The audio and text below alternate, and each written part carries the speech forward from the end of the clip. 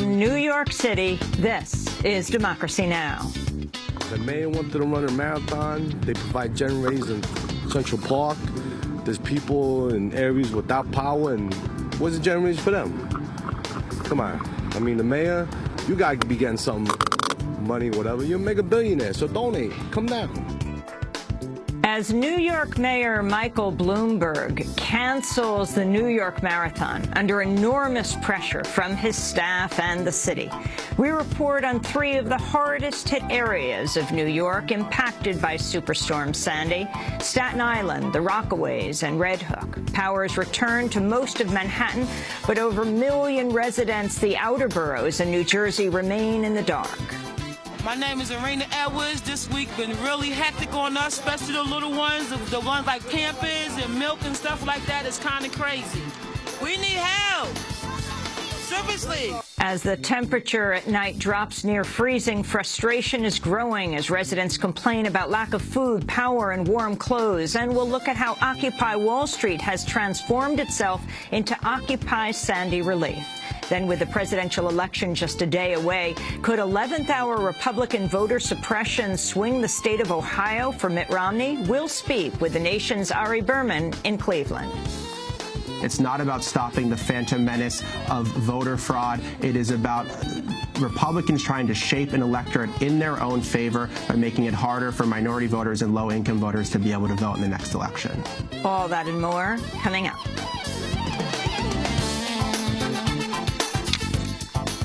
Welcome to Democracy Now!, democracynow.org, The War and Peace Report. I'm Amy Goodman. Haiti is grappling with yet another crisis 1 week after Hurricane Sandy hit. The United Nations is warning Sandy destroyed 70% of Haiti's crops and left 1.5 million people at serious risk of hunger. The death toll stands at 54, but is expected to rise. The storm destroyed some 21,000 homes and caused more than $104 million of damage. Large parts of Haiti's south are still unreachable by land due to massive flooding, sparking fears of a new outbreak of cholera. The new devastation brought by the superstorm comes as Haiti still tries to rebuild from the massive 2010 earthquake that killed some 300,000 people.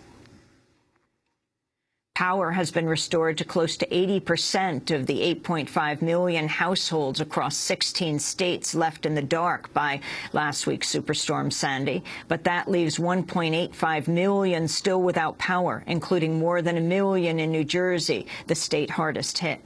In New York City, subway service has now been mostly restored as the city slowly continues its recovery.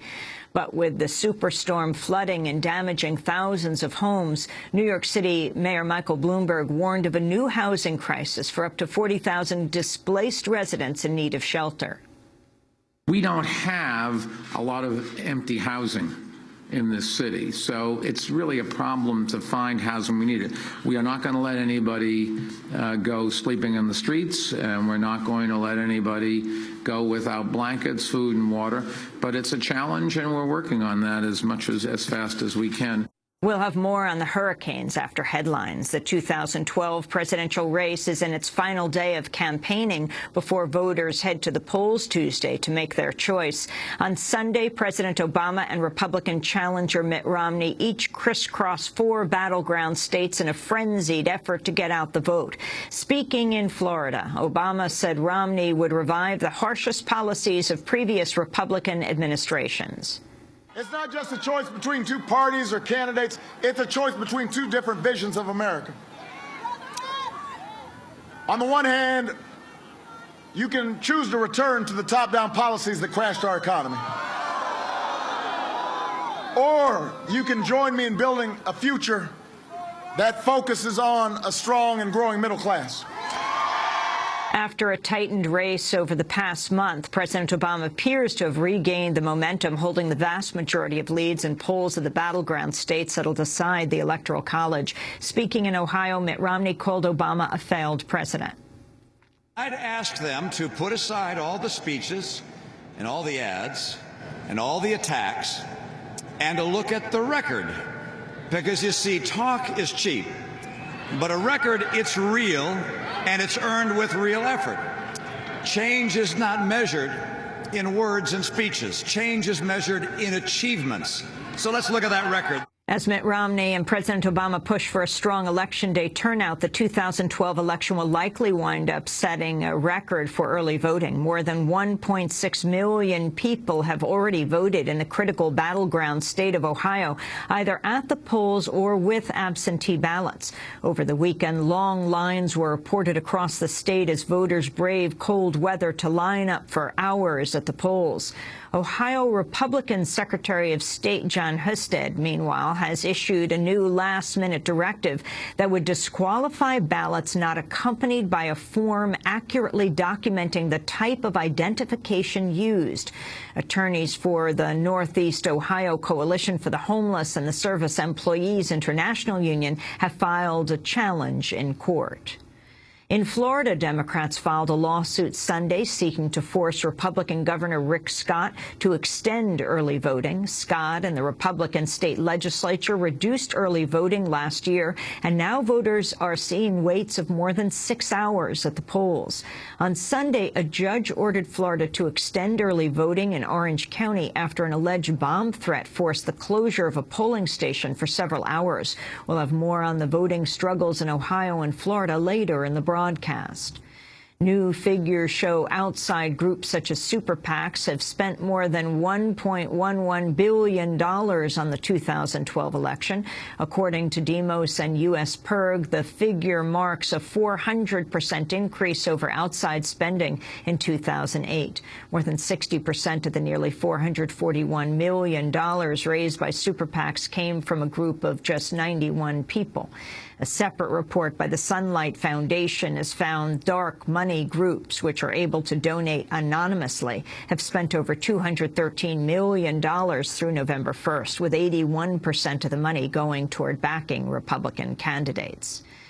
Syria's main opposition groups have opened unity talks in Qatar amidst ongoing clashes inside their country.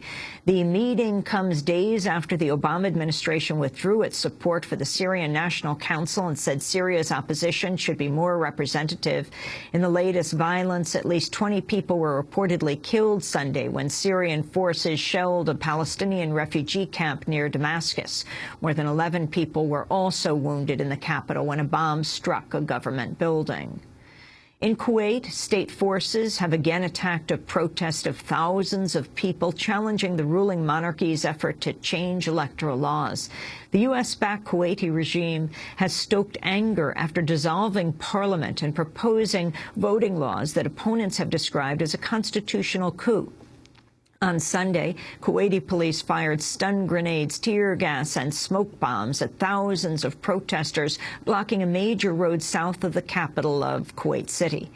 It was the second crackdown on a major protest inside Kuwait in 2 weeks. An Israeli television network is reporting Israel's military leaders rebuffed orders from Prime Minister Benjamin Netanyahu and Defense Minister Ehud Barak to prepare for a bombing of Iran 2 years ago. According to Channel 2, Netanyahu and Barak directed the military to ready an imminent strike on Iranian nuclear sites. But their order was rejected after Israel's top army officials concluded doing so would be illegal and set off a dangerous chain of events that could lead to global conflict. And video has emerged from Colorado of a heavily armed police contingent carrying out an eviction order at the home of a woman in Colorado Springs. 63-year-old Sahara Donahue had enlisted the help of local Occupy activists after U.S. Bank ordered her to vacate her foreclosed home of 24 years. When the activists set up a barricade to delay the eviction last week, at least 10 truckloads of police reportedly arrived at the scene carrying heavy weaponry.